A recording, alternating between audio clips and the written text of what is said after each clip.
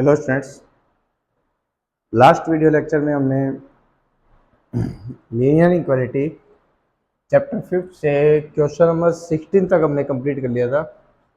और 16 में तक आपको शायद काफ़ी अच्छे से चीज़ें समझ आ गई होगी। क्या डिफरेंस है इनइक्वालिटी और इक्वालिटी में, सॉल्यूशन में कैसे राइट करते हैं सेट्स की फॉर्म में, और हमारे पास इंटरवल की फॉर्म में हम किस तरह से फॉर्मेट में लिखते हैं, कब लिखते हैं, वो भी चीज़ आपको शायद समझ आ चुकी होगी। उसके बाद में क्वेश्चन नंबर 17 to 20 के अंदर हमारे पास जो बात रखी गई है, वो बात क्या रखी गई है, उस बात पे डिस्कस करते हैं। Solve the inequality in exercise 17 to 20 and show the graph of the solution in each case of the number. हमें इनके अंदर नंबर लाइन के ऊपर हमें क्या करना है, सॉल्यूशन को प्रेजेंट करना है। अब सॉल्यूशन को नंबर लाइन पे कैसे प्रेजेंट करते हैं, पहले तो मैं आपको प्रेजेंटेशन बता देता हूँ, देन आपको इसके सॉल्यूशन आपको पता है कि सॉल्यूशन क्या आना है, आप इन सभी को सोल्व कर सकते हैं फॉर द रियल के लिए। ठीक है, रियल के नंबर लाइन बोला इसने, नंबर लाइन का इसका मतलब हुआ कि आपको इसको सोल्व किसके लिए करना है, रियल के लिए करना है। अगर नेचुरल होता दे दे गलती से, या इंटीजर दे दे, रियल देता है, वो डिपेंड करता है ना सामने वाले पे कैसे देता है, और उसको नंबर लाइन पे कैसे कैसे शो कर सकते हैं हम, वो सीख रहे हैं। बेसिक पॉइंट है हमें नंबर लाइन पे कैसे शो करें इनइक्वालिटी के सॉल्यूशन को। अब सपोज करो आपके पास सॉल्यूशन आ गया 1 2 3 4 5। आपका सॉल्यूशन क्या आया 1 2 3 4 5। अब मैंने इसको नंबर लाइन पे सामने वाले को कैसे शो कर सकता हूं कि 1 2 3 4 5 को मैं कैसे प्रेजेंट करूं। तो नंबर लाइन वैसे तो हम यहाँ पर वो लगा सकते हैं, एरो दे सकते हैं दोनों तरफ, कोई दिक्कत नहीं है। ठीक, ये हो गया मेरे पास 0। मैंने दिखाना है 1 2 3 4, इनको सॉल्यूशन दिखाना है 1 2 3 4 को नंबर लाइन पे। अब ये मेरे को पता है ये 1 है, ये 2 है, ये 3 है, ये 4 है, ये 5 है, एंड चलता जा रहा है। आपने क्या करना है, 1 को हाईलाइट करना है तो 1 के ऊपर डार्क सर्कल कर दीजिए, 2 करना है 2 पे कर दीजिए, 3 करना है 3 पे कर दीजिए, 4 करना है 4 पे कर दीजिए। हाँ, ये याद रहे सर्कल अंदर से खाली ना हो, बराबर। ये हो गया कोई पर्टिकुलर सॉल्यूशन को प्रेजेंट करना। आपका इंटीजर आ गया, मान लो चलता जा रहा है आपका 1 2 3 4 एंड सो ऑन चलता जा रहा है, तो आप क्या करेंगे, आप इसी के बाद में जैसे 5 आ गया, जितने दिखाए उतने दिखा दिए, आप डॉट डॉट डॉट। इसका मतलब ये क्या है, कंटिन्यू, 3 डॉट लगाएंगे। कितने डॉट लगाएंगे, 3, ये लग जा। ठीक है, इसका मतलब ये क्या है, कंटिन्यू चलता जा रहा है, ये चीज प्रेजेंट कर रहे हैं। ये पर्टिकुलर वैल्यूज है, ये आपने पर्टिकुलर वैल्यूज यानी कि नेचुरल नंबर के केस में, इंटीजर के केस में, होल नंबर के केस में, ऐसे केस आपने प्रेजेंट किया है इसको। तो आप पर्टिकुलर जो नंबर आता है उस नंबर के ऊपर की डॉट को आप क्या कर देंगे, डार्क कर देंगे, ताकि वो उसी नंबर को हाईलाइट करेगा। लेकिन यही बात अगर रियल के अंदर आ जाए, मान लो आपका सॉल्यूशन ऐसा आ गया 2 से लेके इन्फिनिटी, देन भैया क्या करें। अब 2 से लेके इन्फिनिटी तक का सॉल्यूशन आ गया, तो मैं आपको एडवाइस करूंगा कि आपने क्या काम करना है, ध्यान दें। 2 हमारे पास इंक्लूड है, सर इंक्लूड है, ठीक है जी, 2 को हम डार्क कर लेते हैं। 2 हमारा इंक्लूड, 2 से लेके इन्फिनिटी चलता जा रहा है, कहीं भी रुका नहीं रुका सर। हम क्या करेंगे, यहां से एक डार्क लाइन लेंगे और उस पर एरो लगा के छोड़ देंगे। इस लाइन को थोड़ा सा डार्क कर देंगे हम एज ए रूल। मैं इसे थोड़ा सा डार्क ले लेता हूँ।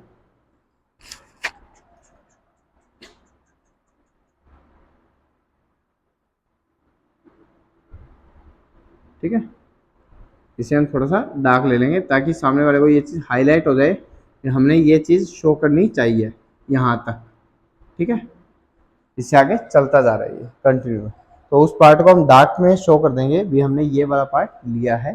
फॉर कब, जब आपको इंटरवल लगेगा तेरे को, हाँ यहाँ पर हो सकता है ये ओपन इंटरवल आ गया हो।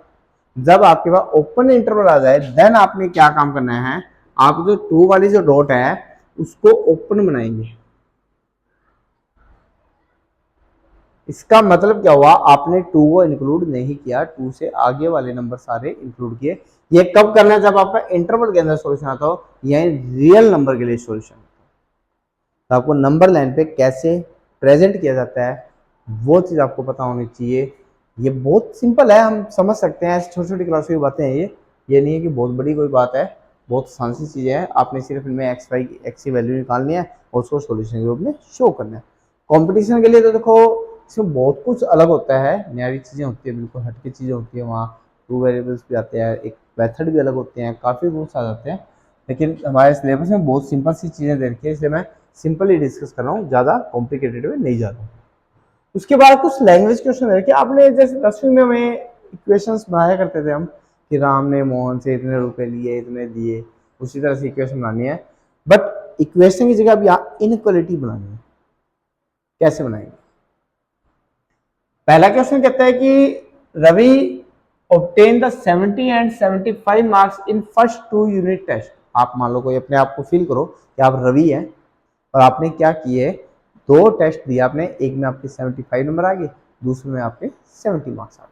कोई देन आप ये चाहते हो फाइंड द मिनिमम मार्क्स, आप ये चाहते हो मैं तीसरे में कितने कम से कम नंबर लूं, should get in the third test, तीसरे टेस्ट में मेरे को कम से कम कितने नंबर लेने चाहिए कि ऑन एन एवरेज मेरे 60 नंबर तो बन जाए।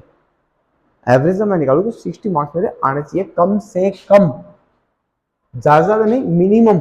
मिनिमम कम से कम 60 तो आने चाहिए। हाँ 60 से ऊपर बने मेरे को कोई दुराई नहीं है।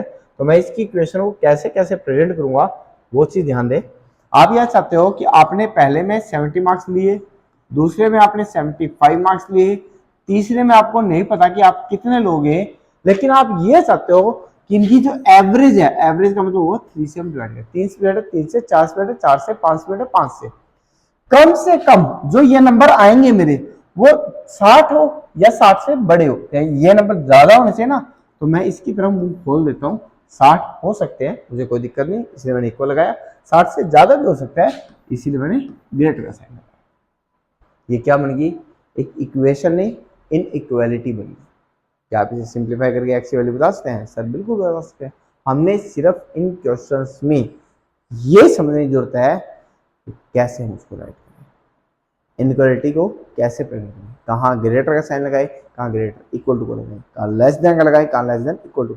मिनिमम मैक्सिमम के वर्ड्स को स्टडी करते हुए, ध्यान से उसको समझते हुए, सिर्फ इनकी भावनाओं को आप समझ लोगे ना तो कोई बड़ी बात नहीं है। अब जैसे अगला क्वेश्चन है, कहता है to receive the grade A, एक बच्चा है वो कहता है मेरे को ए ग्रेड चाहिए।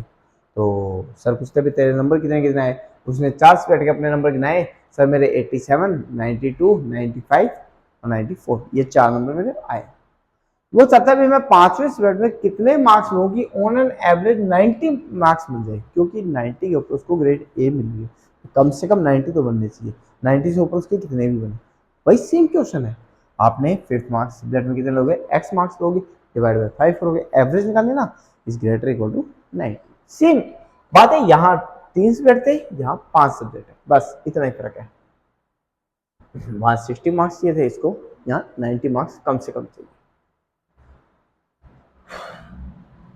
अगला कहता है find all pair of conjugative odd positive integer. शब्द को समझे, conjugative odd positive integer. Conjugative मतलब होता है लगातार है, ओड मतलब हमारे विषम संख्याएं हैं, पॉजिटिव इंटीजर हो गए हमारे पास, सारे पॉजिटिव के अंदर सोच रहे हैं।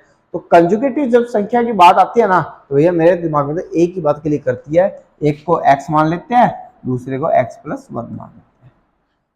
10वीं में भी हमने यही चीज सीखी है, ठीक है ना, वही सेम बात मेरे चल रही है। भाई कंजुगेटिव जब भी कोई बात आती है तो भाई मेरे माइंड में तो यही क्लिक होते हैं। तुम्हारे क्या होता है वो देखो, कमेंट करके बताना भाई क्या आपके माइंड में आता है।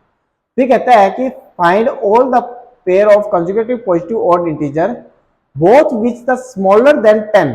दोनों के दोनों किससे छोटे होने चाहिए? 10 से। दोनों के दोनों किससे छोटे होने चाहिए?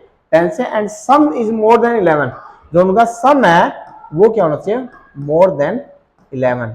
ये चीज हो जाए। आपने इनइक्वालिटी को सोल्व करके एक्स की वैल्यू बतानी है और कुछ भी नहीं है, बहुत इजी सा कंसेप्ट है। तो ये चीज आपने सोल्व करनी है, दिमाग लगा के सोल्व करनी है। भाई एक्स आप कितना ले सकते हो? मैक्सिमम 9 तक। 10 तो आप लोगे तो फिर ये गड़बड़ हो जाएगी ना। मैक्सिमम आप कहाँ से लोगे? 9 तक। और मिनिमम आप कहाँ से लोगे वो यहाँ से पता लग जाएगा। इसी तरह से आपने बाकी के 3 क्वेश्चन को स्टडी करके सोल्व करना है। ना आए तो आप कमेंट बॉक्स में बताओगे कि सर हमें ये क्वेश्चन नहीं आया, देन मैं आपको वो क्वेश्चन इन वीडियो कराऊंगा। तो आज के लिए सिर्फ इतना ही, मिलते हैं नेक्स्ट वीडियो में नए चैप्टर के साथ में। तब तक के लिए enjoy your day with your family. Thank you, have a nice day.